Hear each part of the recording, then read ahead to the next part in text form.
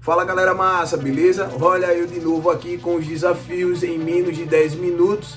Resumir Idade Antiga já, agora é a vez da Idade Média. A galera na sala de aula manda o desafio, eu venho aqui e faço. Se você tiver algum desafio aqui pro professor João Lopes do Oxe Humanas, deixa aqui, tá beleza? Outra coisa, esse desafio precisa ser possível, né? Possível, precisa ser possível. Pode ser difícil, mas precisa ser possível. Mas principalmente que esse desafio traga alguma contribuição em termos de conhecimento, tá? Para você, principalmente para quem vai tentar vestibular, para quem vai tentar o Enem, tá? Porque aqui o que eu quero é contribuir com a tua formação, é apenas uma brincadeira, um jeito leve de estar te ajudando, beleza? O cronômetro não tá rolando não, viu? Só começa a valer depois da vinheta, tá ligado? É nós, tamo junto. Vamos embora? Pois bem, a Idade Média já traz um preconceito no seu nome, né? Aqueles pensadores do Renascimento, eles olharam para os séculos passados, né? Entre o século V e o século XV, e chamaram de Idade Média, porque na opinião deles estava no meio de alguma coisa. O esplendor da Idade Antiga, né? Até o momento em que Roma cai, o Império Romano do Ocidente cai, tá? E aí, até o momento em que eles estavam vivendo ali, o século XVI, século XVII, porque para eles aquilo dali também era o esplendor, só que era um esplendor que estava renascendo, por isso que eles chamavam de Renascimento. Quando eles se autoproclamam como os renascentistas, eles estão afirmando que o período que veio antes foi um período morto, né? Algo que estava vivo na Idade Antiga, morreu na Idade Média e estava renascendo com eles.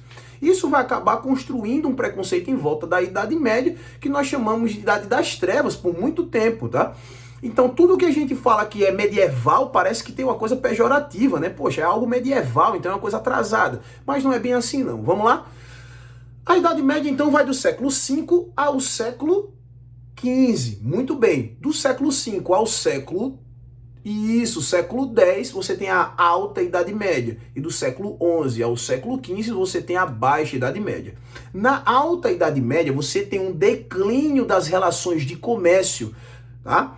Ao longo do século V, VI, VII, VIII, IX, X, você tem um declínio do comércio e você tem um aumento então do processo de ruralização da sociedade. A sociedade europeia está se miscigenando devido às invasões bárbaras, está se ruralizando devido também a essas invasões estrangeiras, né, que eram chamadas pejorativamente de bárbaras, tá? Porque os povos que estavam do lado de fora do império eram chamados de povos não civilizados, né, de bárbaros. É também um preconceito, tá?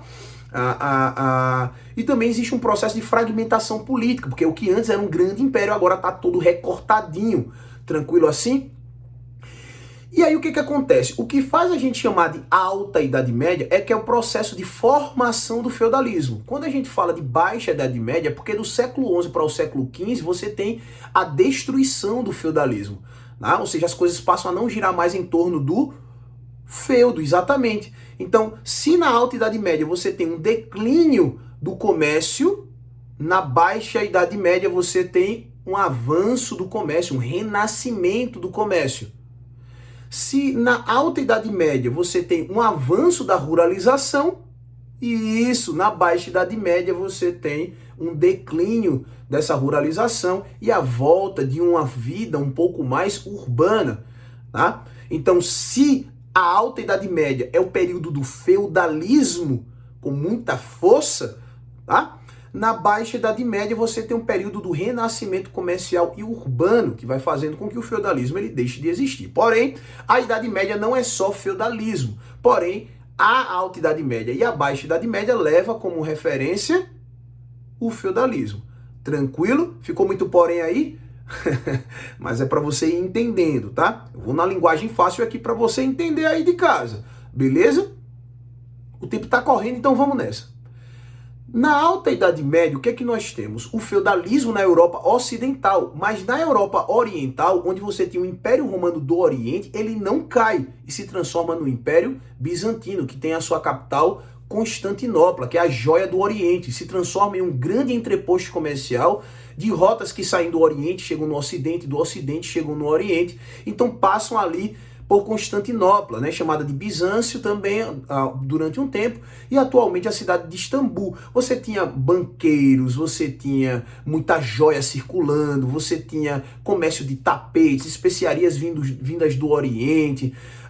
Então a região do Império Bizantino é uma região muito fértil, né, muito rica, tá? Uma economia muito diversa, dinâmica, comercial, tá? O que contribuiu para que eles continuassem ali com um império mais firme, porque inclusive eles vão conseguir combater os povos estrangeiros, porque eram muito ricos e conseguiam inclusive pagar para algumas levas de invasores passarem, né, direto. Olha, toma aqui um dinheirinho, passa direto, não invade a gente aqui não, tá? Então o Império Bizantino é um império muito rico, muito dinâmico, tá? E recebe essa característica de Império Bizantino, esse nome de Império Bizantino, tá? E não mais Império Romano do Oriente, porque ele adquire uma cultura própria.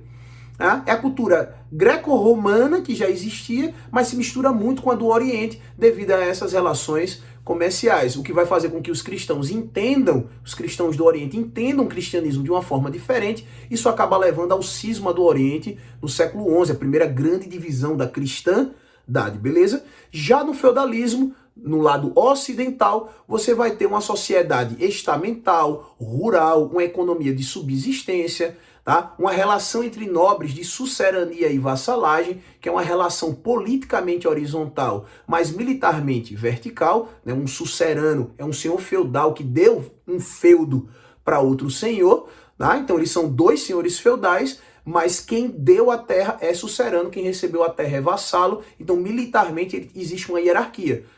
Mas politicamente, nenhum manda no feudo do outro não, cada um manda no seu, tranquilo? Entre o senhor e o servo você tem relações civis, que tem as famosas obrigações, cové, tostão de Pedro, banalidade, entre outras, tá? É uma sociedade onde você não tinha muita mobilidade social, pouco comércio e uma forte influência religiosa. Já na região da Península Arábica, você tem a formação do islamismo, né? E o islamismo com Maomé se forma e se expande pela região da Península Arábica, toma conta do mar Mediterrâneo, norte da África e um pouco do sul da Europa. De certa forma que as rotas comerciais do mar Mediterrâneo ficam sob controle árabe, o que contribui ainda mais para a feudalização do Ocidente. Tranquilo? Perfeito? Maomé morre, vem sunitas e xiitas, né? Os califados, aquela coisa toda. Tranquilo? Enquanto isso, você tem na América a civilização maia, você tem na África os reinos africanos, tranquilo? No Japão você tem o famoso Japão feudal, beleza? Já quando a gente chega na Baixa Idade Média, no século XI, você tem um movimento cruzadista, que é um movimento religioso e militar, que tinha um propósito como é que eu posso dizer? De salvar a Terra Santa dos infiéis, que eram os árabes, entendeu? Que eram os árabes. E aí esse movimento militar e religioso vai contribuir para muitas rotas comerciais passarem de volta para a mão dos europeus, para os cristãos, o que vai gerar muito dinheiro. E aí a gente vai acabar percebendo que esses movimentos são muito mais políticos e econômicos do que religiosos, tá? Mas para Enem, para vestibulares, você precisa entender que as cruzadas vão acabar trazendo de volta algumas rotas comerciais do mar Mediterrâneo para o controle dos europeus, permitindo que produtos do Oriente voltassem a chegar no Ocidente europeu e produtos do Ocidente europeu pudessem chegar no Oriente. Esse restabelecimento de rotas comerciais contribuiu para o renascimento comercial e urbano que já estava acontecendo no interior do continente.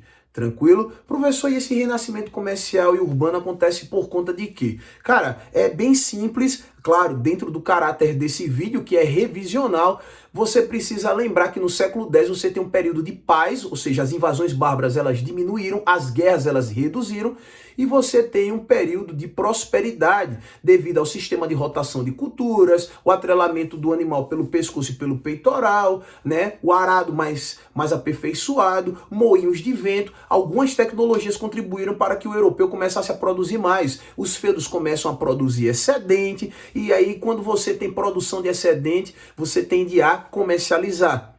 Beleza? Outra coisa, muitos senhores feudais começam a expulsar servos, tá? Porque o período de paz e prosperidade faz com que a galera faça muito menino. Tranquilo? E aí você não precisa de tanto servo para sustentar mais o feudo. E aí muitos servos são expulsos do campo e começam a ir para a cidade, o famoso êxodo rural. As cidades começam a crescer, novas cidades por conta do comércio começam a surgir, e aí você tem cidades que vão ficando cada vez mais povoadas, mais populosas, e aí elas se transformam no mercado consumidor do excedente feudal. Ou seja, o feudo agora produz o que produz não só para consumir, mas também para vender. Beleza? E aí isso vai causar uma transformação socioeconômica e, obviamente, uma transformação política, né? Você tem o nascimento da burguesia, que vai contribuir para a formação das monarquias nacionais. Para encerrar todo esse ciclo, você também tem uma mudança de caráter cultural, com o renascimento cultural. Tá? E o que vai acelerar tudo isso, o enfraquecimento da nobreza e o fortalecimento dos reis ao lado da burguesia, é a crise do século XIV, que traz fome, peste negra, revoltas populares e guerras. Tranquilo? Bom, galera, eu acho que é isso. Até a próxima aí. Tchau, tchau.